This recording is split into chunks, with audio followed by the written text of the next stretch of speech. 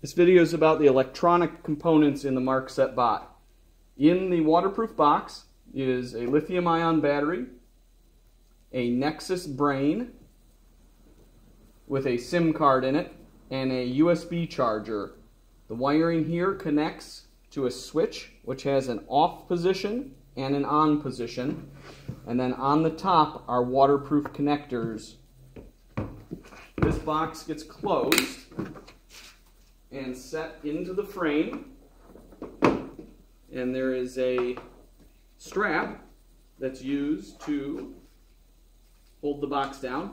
That strap goes towards the front of the box to clear these wires. Connected into the motor and the GPS are Y connectors. There's a negative side and a positive side. One of the Y's goes to the motor and the other goes to the GPS. These can only plug in one way on the top of the box. So you clip those two in place. We then have our switch, which is on this side, and when we turn it to on, it powers the Nexus brain, it powers the Minn Kota, which you can see by hitting the test button, and there's a blue light on top of the ProNav that lights up. So that means everything has worked. When that's engaged, it takes about 60 seconds for this to boot and for the brain in here to boot and to start communicating.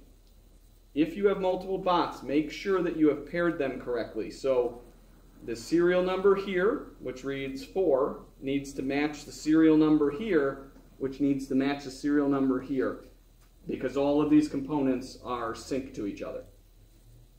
From the ProNav, which is the GPS and the compass, that must point in the same direction as the motor, we have a waterproof black cable that runs down to a ProNav control box.